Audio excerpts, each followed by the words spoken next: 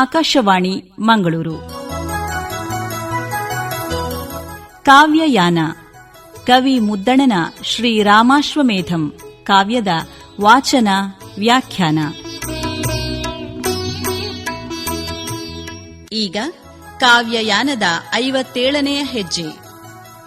ಇಂದಿನ ಕಾವ್ಯಯಾನದಲ್ಲಿ ವಾಚನಕಾರರಾಗಿ ಭಾಗವಹಿಸುವವರು ಪದ್ಯಾಣ ಪಾರ್ವತಿ ಭಟ್. ವ್ಯಾಖ್ಯಾನಕಾರರು ರಾಮ್ ಪ್ರಸಾದ್ ಕಾಂಚೋಡು.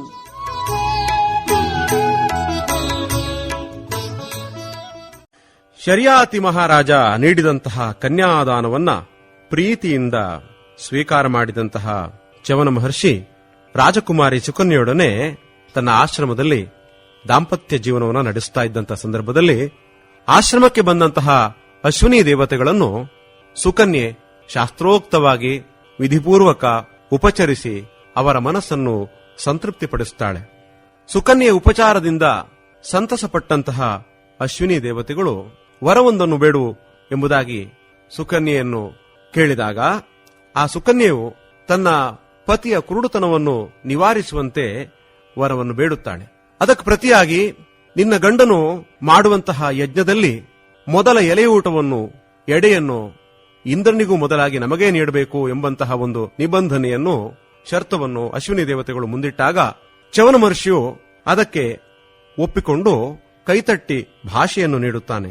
ಆ ಬಳಿಕ ಒಂದು ಕೊಳದೆಡೆಗೆ ಹೋಗಿ ಅಶ್ವಿನಿ ದೇವತೆಗಳು ಚ್ಯವನ ಮಹರ್ಷಿಯೊಡನೆ ಆ ಕೊಳದ ನೀರಿನಲ್ಲಿ ಮಿಂದು ಮುಳುಗೆದ್ದಾಗ ಹೊನ್ನಿನ ಬಣ್ಣದ ದೇಹಕಾಂತಿಯನ್ನ ಪಡೆದಂತಹ ಚ್ಯವನ ಮಹರ್ಷಿಯು ನವತಾರುಣ್ಯವನ್ನು ತಾಳಿ ತನ್ನ ಪತ್ನಿಯಾದಂತಹ ಸುಕನ್ಯೆಯೊಡನೆ ಬಹಳ ಸುಖೋಲ್ಲಾಸದಿಂದ ಆಶ್ರಮದಲ್ಲಿ ತಪಸ್ಸನ್ನು ಭಕ್ತಿಯಿಂದ ಆಚರಿಸಿಕೊಂಡು ದಾಂಪತ್ಯ ಜೀವನವನ್ನು ನಡೆಸಿಕೊಂಡು ಬಾಳುತ್ತಿದ್ದಾಗ ಅನ್ನೆಗಂ ವರ್ಮೆ ಶರಿಯಾತಿ ರಾಜಂ ತಾಂ ಮುಗಸಿ ನೆಗಳ್ಚಲೀರ್ಪ ಜನ್ನಕ್ಕೆ ತನ್ನಳಿಯನನೆ ಪುರೋದಸನಾಗೆ ಬರವೇಳ್ದು ಅಟ್ಟಲೊಡಮಂ ಓಲೆಕಾರರ್ ಬಂದು ಮುನಿಗೆರಗಿ ಪಾವುಡೆಯುಮಂ ಕಟ್ಟೋಲೆಯಂ ಒಪ್ಪಿಸಿದ. ಪುಣ್ಯವತಿಯಾದಂತಹ ತನ್ನ ಮಗಳು ಸುಕನ್ಯೆಯನ್ನ ಮಹಾತಪಸ್ವಿಯಾದಂತಹ ಚ್ಯವನನಿಗೆ ದಾನ ಮಾಡಿ ತನ್ನ ರಾಜ್ಯಕ್ಕೆ ಬಂದಂತಹ ಶರಿಯಾತಿ ರಾಜನಿಗೆ ಕೆಲವು ಕಾಲಾನಂತರ ಯಜ್ಞವೊಂದನ್ನು ಮಾಡಬೇಕು ಎಂಬ ಆಸೆಯುಂಟಾಗುತ್ತದೆ. ಶರಿಯಾತಿ ರಾಜ ಯಜ್ಞ ಸಂಕಲ್ಪವನ್ನೂ ಮಾಡುತ್ತಾನೆ. ಆ ಸಂದರ್ಭದಲ್ಲಿ ಮಹಾವಿದ್ವಾಂಸನಾದ ವೇದಜ್ಞನಾದಂತಹ ತಪಸ್ವಿಯಾದಂತಹ ತನ್ನ ಅಳಿಯನ ನೆನಪು ಶರಿಯಾತಿ ಮಹಾರಾಜನಿಗಾಗುತ್ತದೆ. ತಾನು ಮಾಡುವಂತಹ ಯಜ್ಞಕ್ಕೆ ತನ್ನ ಅಳಿಯನನ್ನೇ ಪುರೋಹಿತನನ್ನಾಗಿ ಬರಹೇಳಬೇಕು ಎಂಬಂತಹ ಆಸೆಯಿಂದ ಪತ್ರಕಾರರನ್ನು ಚ್ಯವನ ಮಹರ್ಷಿಯ ಆಶ್ರಮಕ್ಕೆ ಶರಿಯಾತಿ ಮಹಾರಾಜ ಅಟ್ಟುತ್ತಾನೆ. ಆ ಪತ್ರವಾಹಕರು ಬಂದು ಆ ಮುನಿಗೆ ಗೌರವಾದರದಿಂದ ಮಣಿದು ಉಡುಗೊರೆಯನ್ನು ಚ್ಯವನ ಮಹರ್ಷಿಯ ಮಾವನಾದಂತಹ ಶರಿಯಾತಿ ನೀಡಿದಂತಹ ಕಟ್ಟೋಲೆಯನ್ನು ಒಪ್ಪಿಸಿಬಿಡುತ್ತಾರೆ. ಚವನನೋಲೆಯೊಕ್ಕಣೆಯ ನೋದಿ ರಾಜನಿಂಗಿತವರಿತು ಸಂತಸಗೊಂಡು ಊಳಿಗಗಾಳ್ಗಳಂ ಮನ್ನಿಸಿ ಬರ್ಪೆವೆಂದು ಮರುನುಡಿಯಂ ಬರೆದು ಕಳುಪಿದಂ ಮರುನುಡಿಯಂ ಬರೆದು ಕಳುಪಿದಂ. ಶರಿಯಾತಿ ಮಹಾರಾಜ ಕಳುಹಿಸಿದಂತಹ ಪತ್ರವನ್ನು ಕೈಯಲ್ಲಿ ಪಡೆದಂತಹ ಚ್ಯವನ ಮಹರ್ಷಿ ಆ ಓಲೆಯ ಒಕ್ಕಣೆಯನ್ನು ಓದಿ ಬಹಳ ಸಂತೋಷ ಪಡುತ್ತಾನೆ. ಅಳಿಯನಾದ ತನಗೆ ಯಜ್ಞ ಪೌರೋಹಿತ್ಯ ದೊರಕುತ್ತಾ ಇದೆ, ಅದೂ ಮಾವನ ಮನೆಯಲ್ಲಿ ಎಂಬಂತಹ ಸಂತಸ ಅವನಿಗಾಗುತ್ತದೆ. ರಾಜನ ಅಭಿಪ್ರಾಯವನ್ನ ಅರಿತಂತಹ ಚ್ಯವನ ತನ್ನ ಆಶ್ರಮದ ಸೇವಾ ಕಾರ್ಯಗಳಿಗಾಗಿ ಕೆಲಸದಾಳುಗಳನ್ನ ನೇಮಿಸಿ ಬರುತ್ತೇನೆ ಎಂಬಂತಹ ಉತ್ತರವನ್ನು ಬರೆದು ಆ ಪತ್ರವಾಹಕರನ್ನ ಮರಳಿ ಶರಿಯಾತಿ ಮಹಾರಾಜನ ರಾಜ್ಯಕ್ಕೆ ಕಳುಹಿಸಿಕೊಡುತ್ತಾನೆ. ಬಳಿಕಂ ಮುನಿದಂ ಪತಿಗಳ್ ತಮ್ಮಾಶ್ರಮದಿಂ ಪೊರಮಟ್ಟು ಪಾವನನಾಡಂ ಪುಗುತಂದು ರಾಯನರ ಮನೆಗೈದೆವೆಂದು ಕುಳ್ಳಿರ್ಪುದುಂ ರಾಯಂ ಮಗಳಂ ಬಳಿಯಂ ಜೌವನದ ಚೆನ್ನಿಗನಂ ಕಂಡು ಕರುತ್ತು ಮುರಿದು ಆ ಮನುಕುಲದೆ ಪುಟ್ಟಿ ನಿಟ್ಟುರದ ಬೊಡ್ಡಿತನ ಇಂತು ಸೂಳನನಾಯ್ದು ಬಾಳ್ವನಿ ಮಗಳೇ ಕೆಲಸಾರೆಂದು ಗದರೇ. ಯಾವ ಆಶ್ಚರ್ಯ! ಕೊಳದ ನೀರಿನಲ್ಲಿ ಅಶ್ವಿನಿ ದೇವತೆಗಳ ಜೊತೆಗೆ ತನ್ನ ಪತಿ ಹೋಗಿ ಮುಳುಗಿ ಮಿಂದೆದ್ದು ಪುತ್ಥಳಿಗಳ ಹಾಗೆ ಹೊಳೆಯುತ್ತಾ ಹೊರಬಂದಾಗ ಸುಕನ್ಯೆಗೆ ಆಯಿತೋ ಅದಕ್ಕಿಂತಲೂ ಮಿಗಿಲಾದಂತಹ ಆಘಾತ ಹಾಗೂ ಆಶ್ಚರ್ಯ ಎರಡು ಒಟ್ಟಿಗೆ ಶರ್ಯಾತಿ ಮಹಾರಾಜನಿಗೆ ಈಗ ಆಗಿದೆ. ಶರ್ಯಾತಿಯ ಅಪೇಕ್ಷೆಯಂತೆ ತನ್ನ ಪತ್ನಿಯ ಜೊತೆಗೆ ಮಾವನ ಮನೆಗೆ ಹೋದಂತಹ ಚ್ಯವನ ಮಹರ್ಷಿ ಅವನ ರೂಪ ಲಾವಣ್ಯ ಇವುಗಳನ್ನೆಲ್ಲ ಕಂಡು ಇವನು ತನ್ನ ಅಳಿಯ ಎಂಬುದಾಗಿ ಶರ್ಯಾತಿ ಮಹಾರಾಜ ಗುರುತಿಸಲಾರದೆ ಹೋಗುತ್ತಾನೆ. ನಾಡನ್ನು ಹೊಕ್ಕು ಅರಮನೆಗೆ ಹೋಗಿ ಕುಳಿತಿದ್ದಂತಹ ಅಳಿಯನನ್ನು ಮಗಳನ್ನು ಕಂಡಂತಹ ಶರ್ಯಾತಿ ಆ ತಾರುಣ್ಯದ ಚೆಲುವನಾದಂತಹ ವ್ಯಕ್ತಿಯನ್ನು ಕಂಡು ಉರಿದು ಬೀಳುತ್ತಾನೆ. ತನ್ನ ಮಗಳ ನಡವಳಿಕೆಯ ಕುರಿತಾಗಿಯೇ ಶರ್ಯಾತಿ ಮಹಾರಾಜನಿಗೆ ಶಂಕೆ ಹುಟ್ಟುತ್ತದೆ. ಅತ್ಯಂತ ಉನ್ನತವಾದಂತಹ ಕುಲದಲ್ಲಿ ಹುಟ್ಟಿ ಮನುಕುಲ ಪ್ರಸೂತೆಯಾದಂತಹ ತನ್ನ ಮಗಳು ಸೂಳೆತನಕ್ಕೆ ಎಳಸಿದಳೇನೋ ಎಂಬಂತಹ ಒಂದು ಕ್ರೋಧ, ಸಂದೇಹ ಶರ್ಯಾತಿಯನ್ನ ಆವರಿಸಿಬಿಡುತ್ತದೆ. ಸೂಳನನ್ನು ಆಯ್ದು ಬಾಳುವ ನೀನು ತನ್ನ ಮಗಳೇ, ತೊಲಗು ಎಂಬುದಾಗಿ ಶರ್ಯಾತಿಯು ಮಗಳನ್ನ ಗದರಿಸುತ್ತಾನೆ, ಗರ್ಜಿಸಿಬಿಡುತ್ತಾನೆ.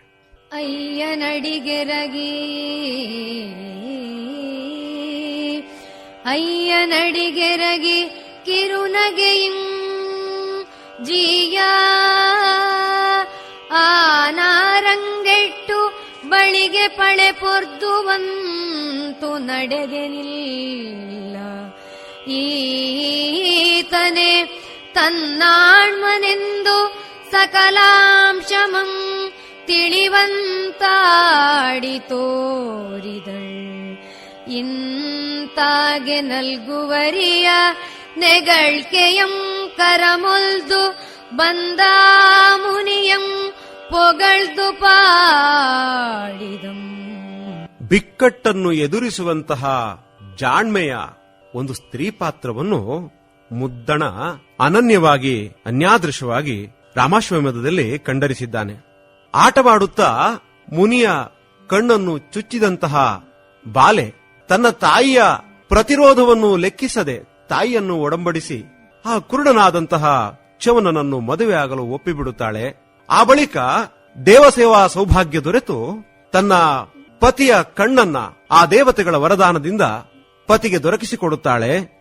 ತಾಪಸಿಯಾದಂತಹ ಚ್ಯವನ ಸುಂದರ ರೂಪನಾಗಿ ಸುಂದರ ಪತಿಯಾಗಿ ಅವನೊಂದಿಗೆ ತವರು ಮನೆಗೆ ಬಂದಂತಹ ಆ ಬಾಲಿಕೆಗೆ ಮತ್ತೊಂದು ಬಿಕ್ಕಟ್ಟು. ನವತಾರುಣ್ಯವನ್ನು ಪಡೆದು ಅರಮನೆಗೆ ಬಂದಂತಹ ಚ್ಯವನನ್ನ ಗುರುತಿಸಲಾರದೆ ತನ್ನ ಮಗಳು ಸೂಳೆತನಕ್ಕೆ ಎಳಸಿದಳೇನೋ ಎಂಬಂತಹ ಸಂದೇಹದ ಮಾತನ್ನು, ಕ್ರೋಧದ ಮಾತನ್ನು ತಂದೆಯ ಬಾಯಿಯಿಂದ ಕೇಳಿದಾಗ ಆ ಬಿಕ್ಕಟ್ಟನ್ನು ಕೂಡ ಸುಕನ್ಯೆ ಬಹಳ ಪ್ರಸಂಗಾವಧಾನತೆಯಿಂದ ಎದುರಿಸಿ ಅದರಿಂದ ಪಾರಾಗುತ್ತಾಳೆ. ಜಿಯಾ ತಾನು ಧರ್ಮ ಕೆಟ್ಟು ಕುಲಕ್ಕೆ ಅಪಕೀರ್ತಿ ಬರುವಂತೆ ನಡೆದುಕೊಂಡಿಲ್ಲ.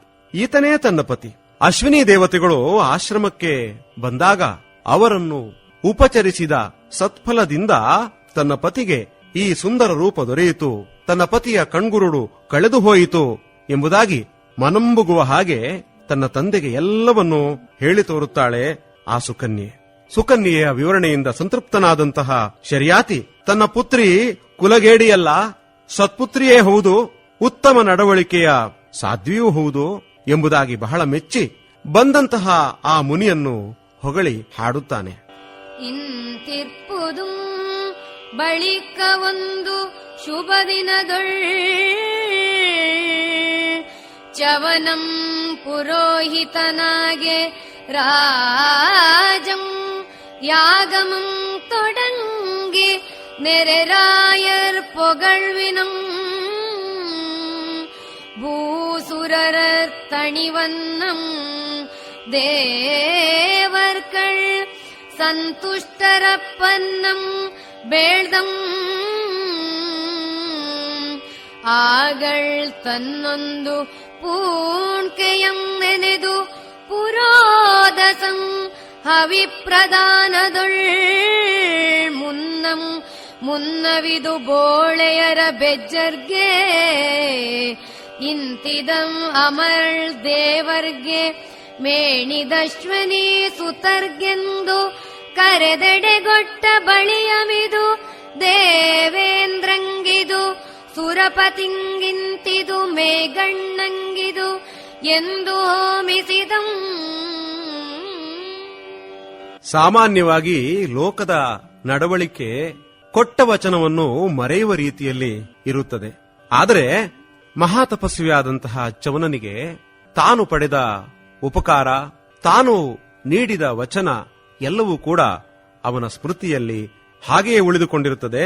ಯಜ್ಞ ಪುರೋಹಿತನಾಗುವಂತಹ ಅವಕಾಶವನ್ನ ತನ್ನ ಮಾವನ ಮನೆಯಲ್ಲಿ ಪಡೆದಂತಹ ಚವನ ಮಾವ ನಿರ್ಣಯಿಸಿದಂತಹ ಶುಭ ದಿನದಲ್ಲಿ ಯಜ್ಞಕ್ಕೆ ತೊಡಗುತ್ತಾನೆ.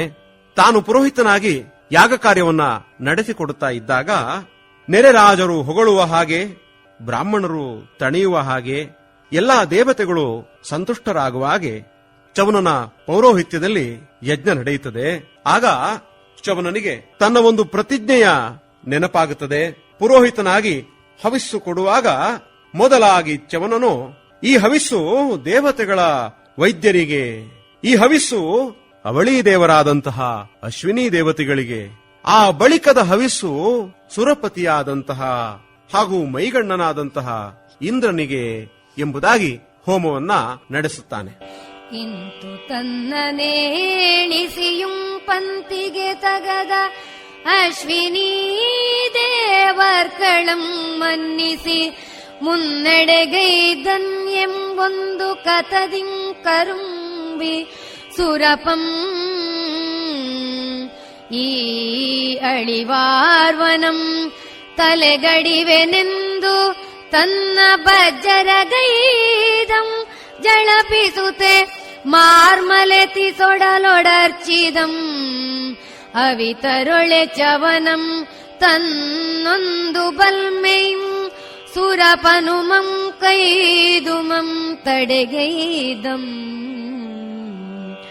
ಇಂತು ತಡೆವಟ್ಟಿರ್ಪುದುಂ ಸಕಲ ಮನುಗಳು ಮುನಿಗಳು ಸುರರು ಮೈಮೆಯಂ ಪೊಗಳ್ದು ಸುರಪನುದ್ಧರಿಸಲ್ಕೆಂದು ಚವನನಂ ತುತಿಸಿದ ಅಂತೂ ಸುರಪನಂ ಸೆರವಿಟ್ಟು ದೇವವೈದ್ಯರ್ಗೆ ಪಂತಿಗೊಟ್ಟು ನೆಗಳ್ದೆನಿ ಮುನಿಗಿಳೆಯೊಳ್.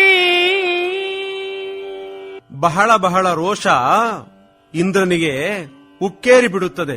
ರೂಢಿಯಿಂದ ತಾನೇ ಮೊದಲು ಎಲ್ಲಾ ಯಜ್ಞಗಳಲ್ಲೂ ಕೂಡ ಹವಿಸ್ಸನ್ನು ಮೊದಲಾಗಿ ಸ್ವೀಕರಿಸುತ್ತಾ ಅದುವೇ ಅಭ್ಯಾಸವಾಗಿ ಹೋಗಿದ್ದಂತಹ ಇಂದ್ರನಿಗೆ ಚವನ ನಡೆಸ್ತಾ ಇದ್ದಂತಹ ಈ ಯಜ್ಞದಲ್ಲಿ, ಚವನನ ಪೌರೋಹಿತ್ಯದಲ್ಲಿ ಮೊದಲ ಎಲೆಯ ಊಟ ಹವಿಸ್ಸು ದೊರಕದೆ ಹೋದಾಗ ವಿಪರೀತವಾದಂತಹ ಕೋಪ ಬಂದು ಬಿಡುತ್ತದೆ.